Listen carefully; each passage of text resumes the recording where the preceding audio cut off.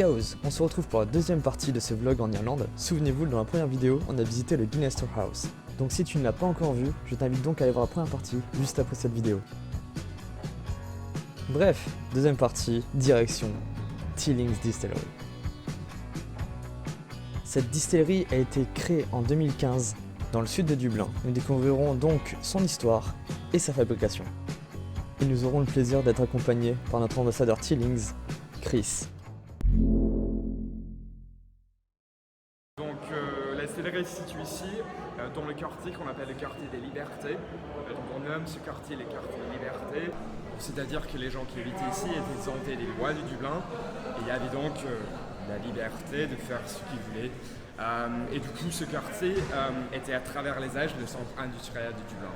Donc il y avait des tanneries, des usines de fermentation, des brasseries, des maisons de maltage et bien sûr des distilleries. Et en fait, pendant ce qu'on appelle l'âge d'or pour le whisky du Dublin, c'était pendant le 19e siècle. C'était à l'époque que le whisky irlandais était le plus grand du monde, il représentait 60% du marché mondial. Pendant cette époque-là, les distilleries les plus éminentes d'Europe étaient basées ici, à Dublin. Et il y avait combien de distilleries en tout? Donc en ce moment, de nos jours, il y a 22 distilleries en Irlande. À Dublin, il n'y a que 4. Okay. Mais il y a des années, il y avait une trentaine. Ici, dans le quartier des Libertés, pendant le 19e siècle, il y avait 37 distilleries à Dublin. Il y avait même 32 distilleries juste dans le quartier des Libertés. Technologie. Donc, de nos jours, il y a deux manières de faire le whisky.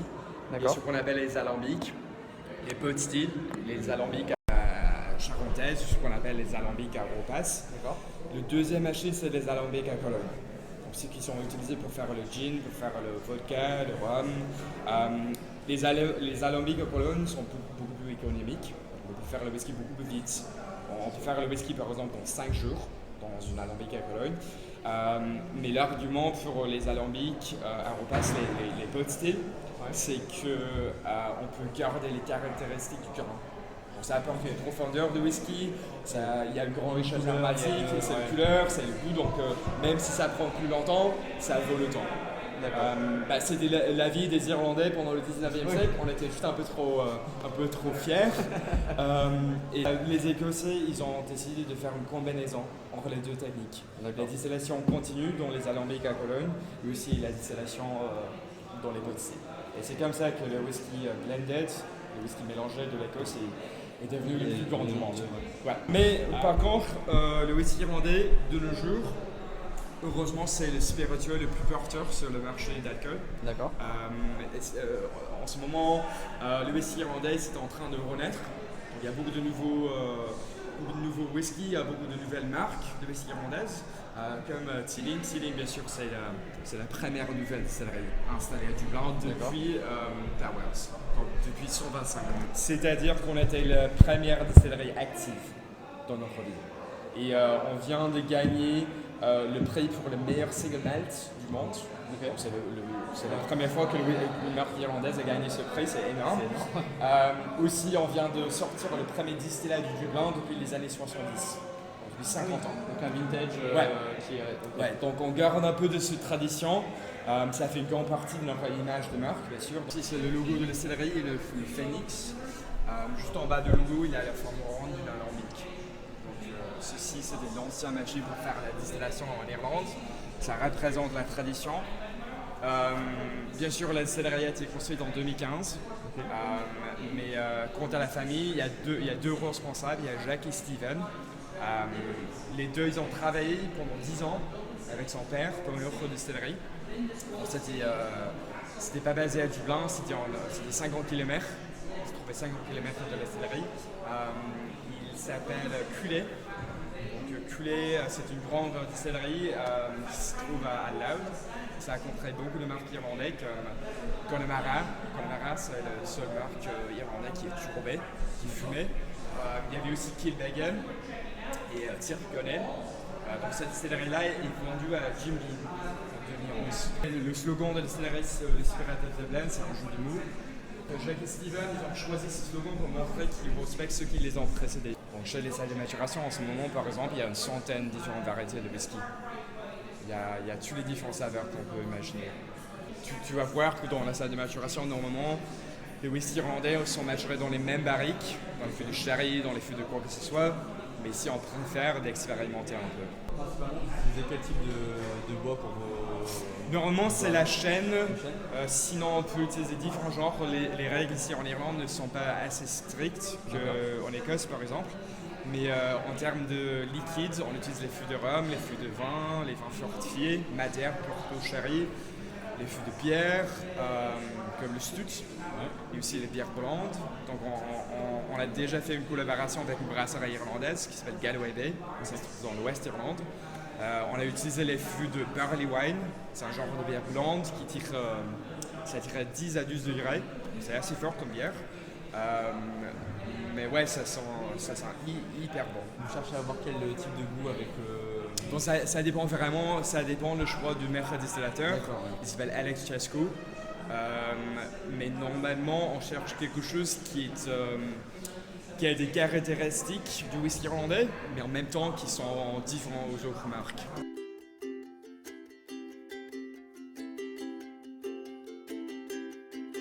Ça sent hyper bon dans la céleri.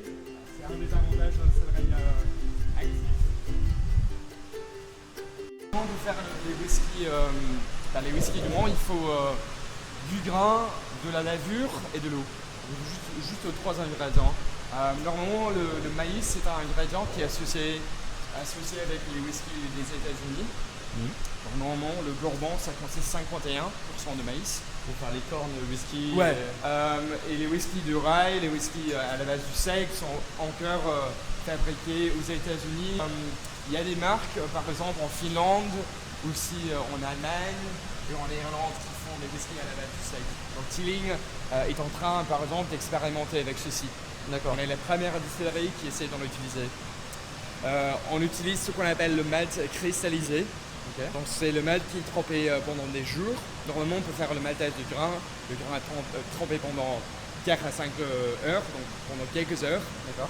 Après que le processus de germination arrête, le grain est transformé dans les grands fours, qu'on appelle les kilns en Irlande, ça s'écrit K-I-L-N-S. Okay. Et après, l'orge maltée a tout à fait la même apparence que l'orge naturelle, mais elle a une consistance croquante et aussi un goût de whisky. Et pour faire le malt cristallisé, le malt est trempé pendant des jours.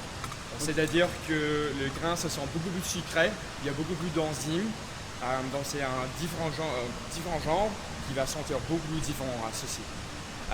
On essaie aussi de l'utiliser le malt turbé. D'accord. Donc ça va donner des saveurs un peu plus fumées. Et aussi, on crée ce qu'on appelle pot still, des whisky pot still. Donc pot still, il y a deux sens du mot en anglais. Pot still, ça veut dire une alambic, on est d'accord. Mais aussi pot still en Irlande, ça veut dire un genre de whisky. C'est un genre de whisky en fait qu'on ne peut pas créer en dehors d'Irlande. Donc en Irlande, il y a 4 catégories de whisky. Il y a des styles grains qui sont normalement à la base de maïs. On peut l'utiliser aussi différents ingrédients, mais normalement ils sont basés de maïs. Okay. Deuxième, il y a des whisky blended, des whisky mélangés. Il y a des single malts, des purs malts qui consistent 100% du malt. Et le quatrième, c'est ce qu'on appelle pot still. Donc si tu vois pot still sur une bouteille de whisky, ça veut dire que ça consiste au moins de 30% de l'orge maltée, 30% de l'orge non maltée, qui n'est pas germinée, et aussi au maximum de 5% d'autres ingrédients. C'est un genre de whisky qui a été créé en Irlande, ça n'existe pas en Écosse, au Japon, aux États-Unis non plus. Spécifique à l'Irlande. Typiquement irlandais. On écrase les grains dans le moulin. Au bout de ces 45 minutes, il se trouve un genre de farine épaisse. Si j'écrase. Ouais. Ça, c'est ce qu'on appelle la mixture. Donc après, une grande machine pour séparer les liquides et les solides. Mais tu vas voir, en ce moment, ça ressemble un peu à la bouillie. D'accord. Donc normalement, ça dure entre 4 à 6 heures. Mais avant ces 4 à 6 heures, avant le processus de séparation, il faut qu'on ajoute de l'eau chaude à l'orange broyée, ce que tu vois ici, afin d'enlever les amidons et le sucre. Donc, bien sûr, le sucre, c'est primordial pour faire n'importe quel genre d'alcool. Pour faire le whisky, pour faire le rhum, le gin, le vodka, quoi que ce soit. Parce que l'amidon, on transforme le sucre en alcool et... Ouais. Et c'est la levure qui est le catalyse qui va transformer les sucres en alcool. D'accord. Du coup, là, on est à peu près à ce qui s'apparente à une bière, en fait. Ouais, tout à fait. C'est le même processus jusqu'ici. Ce qui distingue les whiskies entre les bières, c'est la distillation. Le liquide, après ces 4 à 6 heures, nous soutirons un liquide chaud et sucré, qu'on appelle le mou. Donc le mou est pompé dans les cuves de pain et les cuves en acier pour fermenter le whisky. Okay. Mais pour les résidus de brassage de céréales qui restent, après la séparation, on va les recycler. On peut les envoyer aux fermiers pour donner quelque chose à manger pour les animaux. Voilà. On peut faire des genres de gâteaux, aussi des genres de biscuits pour chiens et même des sirops pour des cocktails. D'accord. Donc il y a beaucoup de choses qu'on peut faire avec ceci. Et est-ce que vous travaillez avec une entreprise de sirop, une entreprise de boulangerie En ce moment, c'est juste fabriqué ici à la maison. D'accord. Mais c'est quelque chose dont on parle en ce moment. Okay. Avec qui on va travailler. On l'a déjà utilisé c'était pour une concurrence de cocktail. Et on a créé aussi des sous-verts avec la drèche. Après la fermentation, on dégage 2 éléments. On dégage le dioxyde de carbone et aussi l'alcool. En ce moment, ça tire 8 degrés. Bien sûr, on n'a pas besoin de dioxyde de carbone, c'est plutôt pour la fabrication des bières. On va laisser évaporer. Et pour le liquide qui reste à la fin, c'est ce qu'on appelle le wash. D'accord. Malheureusement, il n'y a pas un mot en français pour le décrire, mais c'est juste W-A-S-H. Donc tu vois, il n'y a pas de bulles, il n'y a pas de dioxyde de carbone. Et du coup, on utilise une combinaison de la levure de drèche de la céleri et aussi la levure de vin blanc pour les typiques acetylines. Les cuves de pain, elles peuvent contenir 15 000 litres à chacun. Pour finir à la distillation, c'est les 3 vedettes de la céleri. Donc il y a Alison, Nathalie et Rebecca. Et ce sont les 3 filles de Jack Smith, un des responsables de la distillerie. Donc le but de distillation, c'est de séparer le liquide et les impuretés de l'alcool. Donc pour la première alambic, pour Alison, elle est équipée de houblot. Le liquide est progressivement chauffé, après il s'évapore. Et quand il s'évapore, on va collecter les vapeurs d'alcool. À la fin, le liquide est refroidi. Et quand il sort du premier alambic, ça tire 25 degrés. D'accord. Donc il n'est pas encore prêt. Pas encore prêt, il n'est pas assez fort. Après le double distillation, ça tire un peu plus fort, ça tire 55 degrés. D'accord. Il y a moins des impuretés de l'alcool. Normalement, quand on a déjà parlé un peu de la distillation, mais normalement, après le deuxième étape, la plupart des entreprises arrêtent après la deuxième étape, comme le whisky de l'Écosse par exemple, ou le whisky des États-Unis. Mais en Irlande, le norme, c'est de distiller 3 fois. Okay. L'équipe claire, ceci c'est le whisky. Donc en ce moment, il n'y a pas de couleur, ça ressemble un peu à l'eau de roche. Parce qu'il n'y a pas eu de vieillissement en fût. Donc pour les couleurs de whisky, c'est les fûts de chêne qui vont vous donner les couleurs de whisky. Aussi bien que 60% des saveurs. Donc c'est très important à la fin de le veiller en boîte. Et en Irlande, on l'appelle poitín. Okay. Donc c'est un mot gaélique. Ça s'écrit P-O-I-T-I accent aigu N. Okay. Ça veut dire un petit verre de quelque chose en gaélique. Okay. Mais en bref, c'est l'eau de vie. Donc jusqu'ici, pour le processus entier, pour le broyage, le brassage, la séparation, la fermentation, etc., jusqu'ici, ça dure en 6 à 9 jours. Okay. Donc c'est assez vite. Quand on considère, par exemple, pour faire les lagers, ça peut prendre, pour faire quelques bières, ça peut prendre 2 à 3 semaines. Okay. Mais le problème, c'est qu'après la distillation, il faut attendre au minimum 3 ans pour vendre le whisky en Irlande.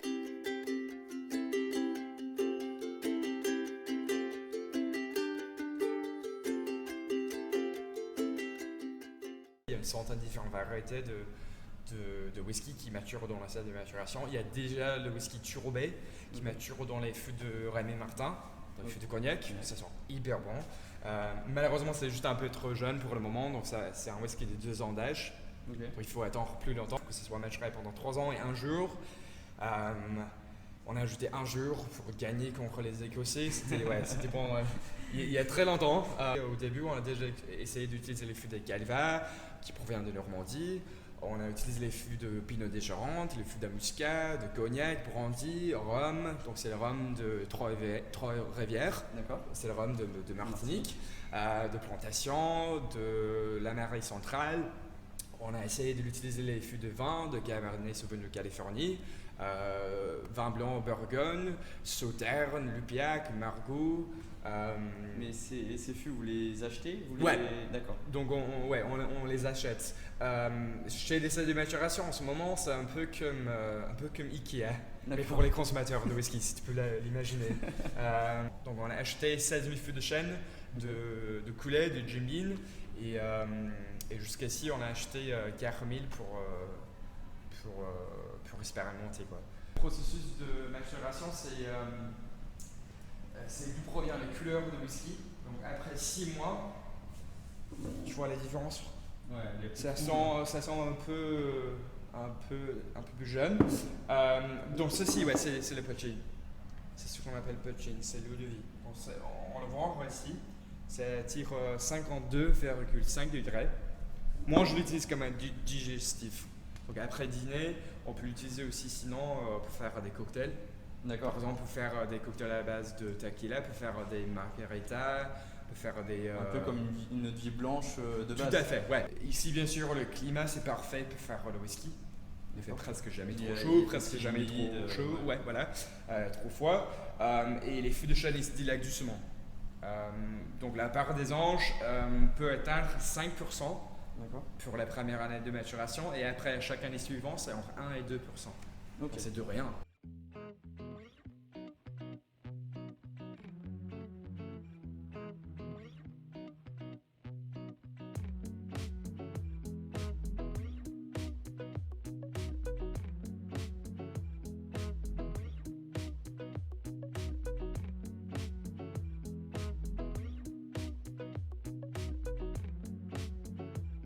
Ça, c'est le small batch. Small batch, ça veut dire que les liquides est produits en petits lots, en petite quantité de fûts de chêne. C'est le genre traditionnel en Irlande, comme c'est un whisky mélangé. Mais ce qui distingue celui-ci entre les autres whisky irlandais, c'est que ça tire 46 degrés, finissant en fût de rhum. Et il est polyvalent. On peut le boire pur, on peut l'utiliser pour faire des ice coffee, des cocktails. Mais voilà, tu vas voir. Et le cocktail, c'est le Teeling Iced Tea.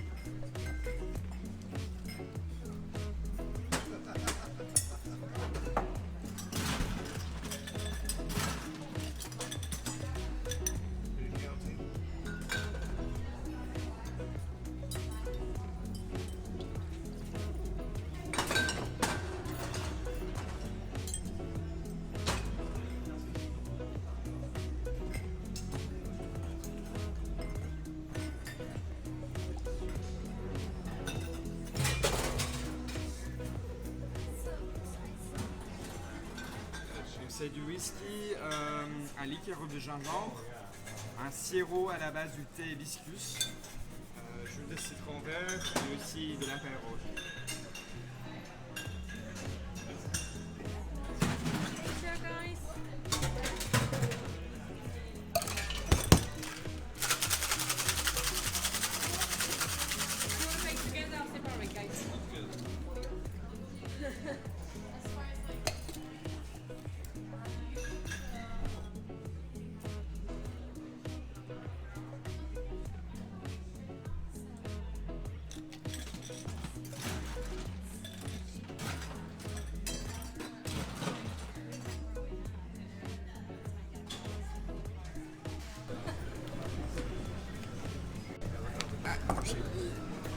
Can I just ask you my pen and my thank you so much. Thanks dear. Enjoy the cocktail. If you need anything, just let me know, okay?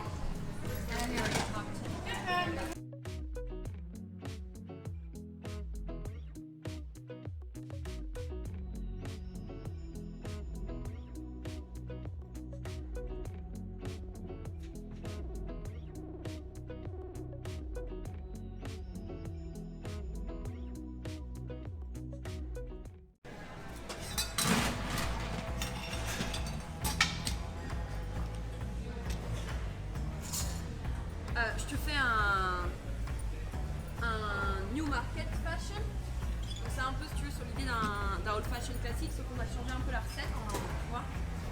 Et c'est assez chouette.